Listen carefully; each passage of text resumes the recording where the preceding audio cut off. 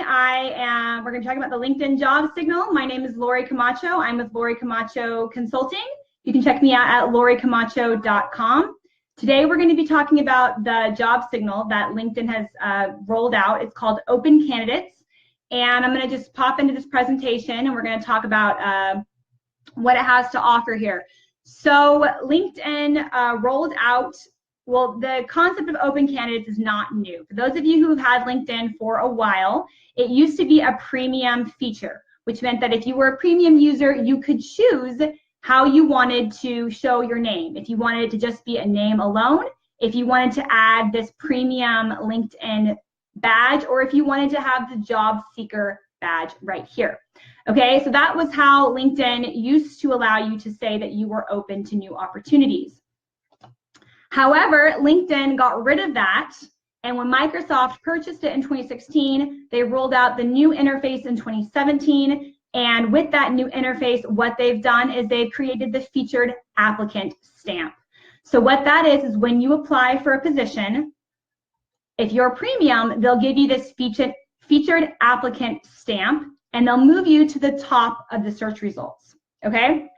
So that's kind of the new feature for premium users.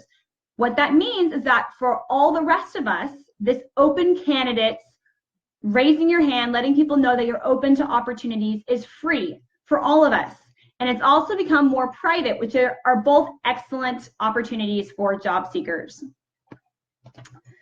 Okay, so what are the benefits for you? The benefits are that LinkedIn promises you that you will double your job opportunities through InMail. So if you turn on your job signal, you should get twice as many opportunities of recruiters coming at you. Also, it gives you another place to market yourself, where LinkedIn is very limited, and they, when you post something, it goes to your network, your first, your seconds, your thirds. This job signal allows you to market to anybody who's able to see the job signal and the open candidates. Finally, they promise that they will try to keep it secret from your current employer, which means that you can now have your hand raised secretly while you are currently employed. With the old premium package, that badge went right next to your name, so anything you did on LinkedIn was branded with that LinkedIn job seeker badge. Okay, so what are the benefits for LinkedIn? Why would they do this? Why would they make it free? Well, LinkedIn boasts that now that they can track what's happening with these open candidates, that you will have an increased rate of return to the recruiters. So that means that when a recruiter InMail messages an open candidate, that the recruiter will have twice the opportunity for that person to respond, or they're 2 times more likely to respond to that InMail credit. Okay, next, they can sell this feature at top dollar. Okay, and they do sell it at top dollar. So there are 3 types of recruiters. The first one is the recruiter independent. These are people who use the free small business or sales packages, and those packages will run $300 to $800 per year for the recruiter. Okay, the second type of recruiter is the LinkedIn Recruiter Lite user, and that runs about $1,200 per year. Now, the only recruiters that see the job signal are the recruiters that have the LinkedIn Recruiter Premium package, which is $8,000 to $10,000 per year. That's a huge jump from the $1,200 per year. So the question you have to ask yourself is, my target company willing to pay $8,000 to $10,000 per year for their recruiting? The answer to that question is going to let you know whether turning your signal on is going to be a drastic change for you or not, okay? All right, so just to let you see kind of what happens when you turn your job signal on, this is kind of what it looks like to the recruiter, okay? They will see a notification right here, and it will tell them that you have these new results for, and then whatever the type is that matches to their what their signal is, what they're looking for with their signal. When they click on your name, they're going to be able to see these personalized results. Okay, so before we move on, let's see over in the chat window, how many of you have your signals on? If you're there, if you can just hit me with a yes or a no so I can kind of see people are viewing what you have going on. I'm going to keep going here.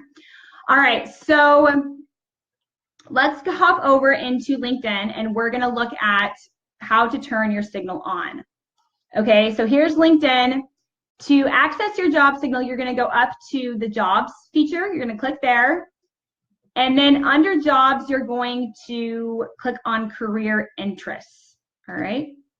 When you click there, there'll be this toggle button right here that will allow you to turn on or off your job signal. Okay.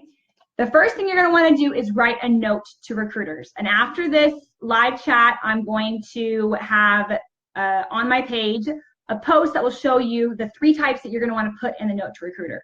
But the main thing is you do not want to miss this opportunity. You want to write a note to your recruiter and you want to let them know that you're open and available.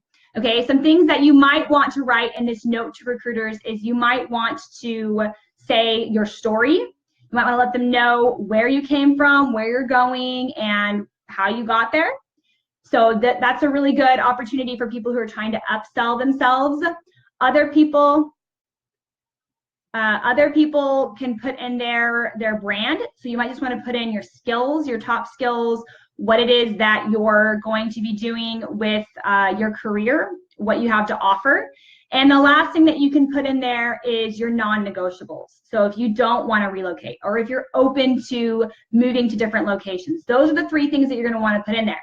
And just to recap, I'm going to have those linked to my LinkedIn profile. It'll be an article after this conversation, but they are, you can tell your brand or your skills, you can tell your story, and the last one is you can tell your non-negotiables, things that you don't want to link onto your profile, but that you want to be known.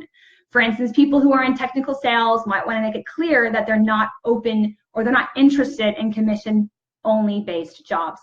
Okay, so that's where you can fill out your note to your recruiters. And then moving down, you can fill out your phone number if you'd like to. The rest of the signal is pretty straightforward, but I'm going to show you some tips on how to do this. So where are you in your search? You can pick if you're actively applying, casually looking, or not looking but open to offers, or not open to offers at all.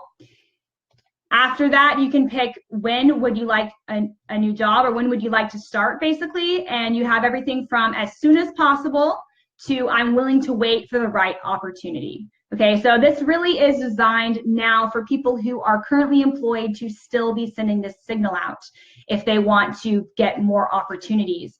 Okay, what job titles are you considering?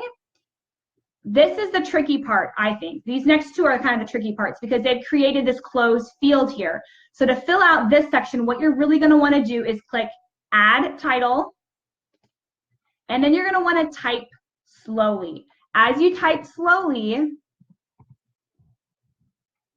this drop down appears and you can pick everything that applies to you from the drop down. Okay, so you can pick finance manager, finance director, VP of finance, head of finance, senior finance, finance executive, director of finance. As you can see, even all of those are relatively similar.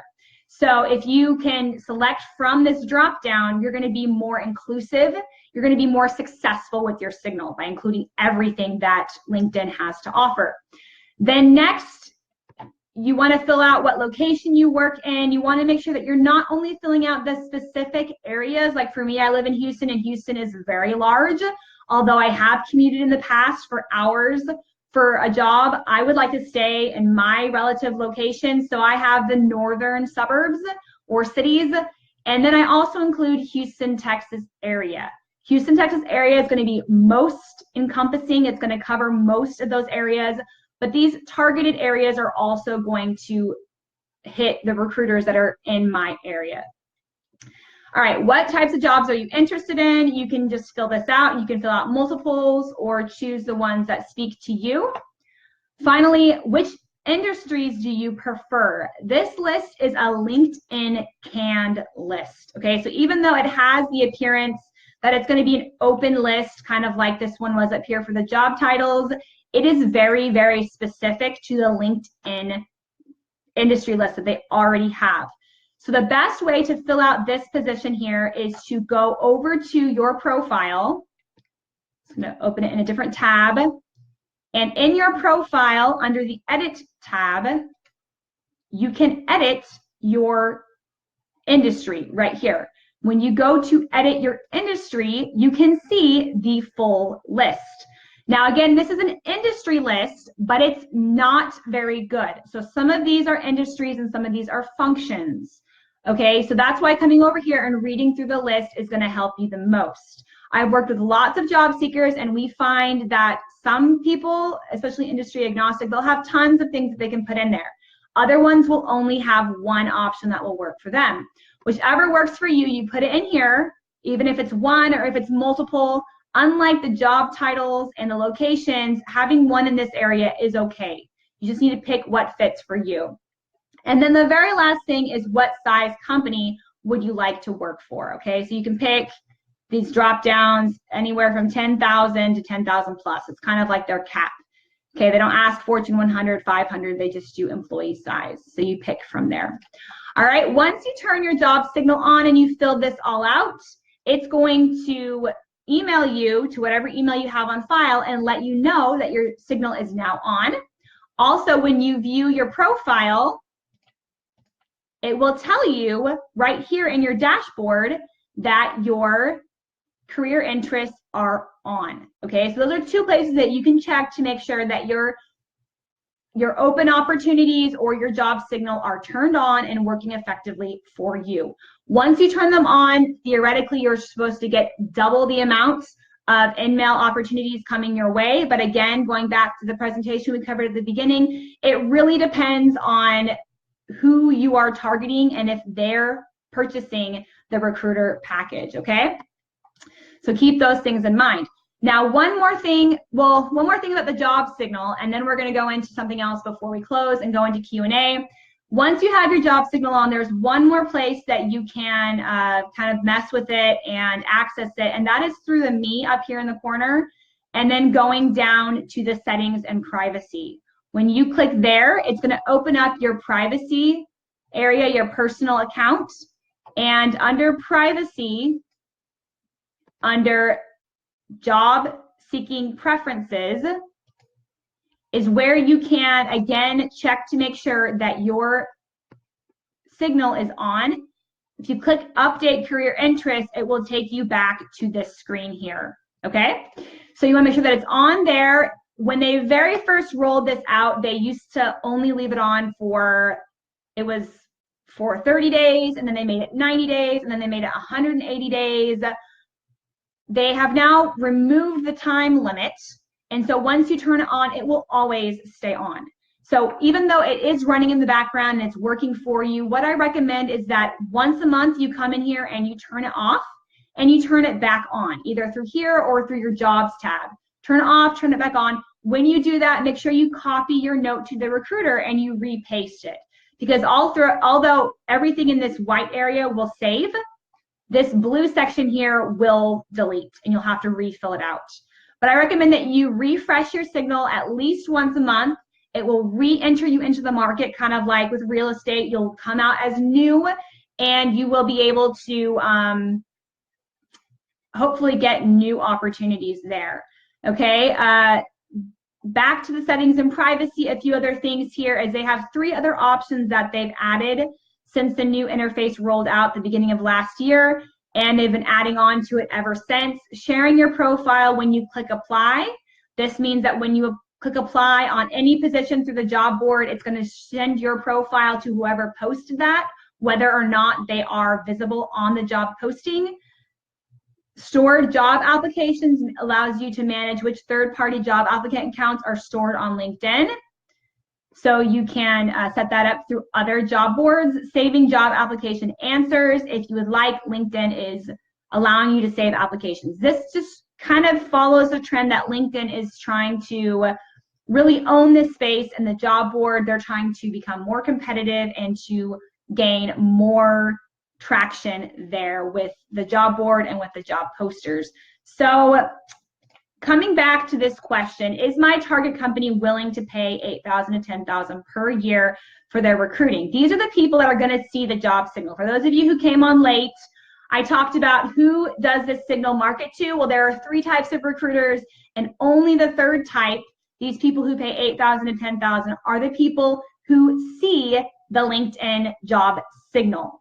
So what that means is that if you only rely on this signal here, that you're only going to hit 1/3 or less of your recruiters, okay? You're going to be missing a lot of the headhunters that work independently hunting for companies. So there are some other things that you can do that are not related to the job signal that are considered showing that you're job seeking, okay? The first one is you want to have a keyword dense headline. Candidates who take time to optimize their headline and remove their company show that they are job seeking. If you don't have a company in your headline, then it is pretty clear that you are job seeking if you're an engineer, for instance, or if you're in finance. And so when you speak with recruiters, a lot of them will say that the headline is the most important piece of the profile because your picture and your name go everywhere that you comment or that you're posted, but they don't say too much about you unless people know your name. But your headline says what, hopefully it will say what your value is, it will say what your skills are that qualify you, and if there's non-negotiables like a PMP certification or a CPA certification, they should be here in the headline because that's the first hook for a recruiter. So if you don't think that the recruiter is going to see your job signal, the next thing you can do is to optimize your headline and take out your company. Also, what you can do is update your summary, including putting your contact information in your summary, either at the bottom or at the top. This is a known place to have a contact of an email or a phone number, and putting it in here allows anyone to see it, even people who are not first connections. If you don't put it in your summary, then you can put it in your contact information, but this is only available to first connections. So putting it in your summary really opens it up. And if you make your summary public outside of Google, it even makes it open to the World Wide Web. Okay, the third thing that you can do is you can cater your experience to talk about your story. So you can create an interim position here, and in that position, you can explain in the description what kind of jobs you're looking for, what's a good fit for you, and you can talk about how that fits into your brand. Okay, so just to recap for any person who came on late, we talked about where the job signal came from. We talked about how it works. Then I showed you how to fill out your job signal, and we talked about these different fields down here, how long it's on, the other places to access it. And then in conclusion, I talked about other things that you can do with your profile that show that you're job seeking. But there's no more questions. We are going to go ahead and close this Lori Live. Again, I invite you to share this with your friends. If you know anybody who needs help with their LinkedIn profile or with their strategies, we'll be doing another one next week, and I will be releasing the time. It will be on Wednesday next week, but I'll be releasing the time later this week and the topic. So make sure to follow me either above on the Facebook page or go to my website and follow me. I welcome your feedback. I hope you'll connect with me so that we can stay in touch and I can learn more about your job search and what's going on.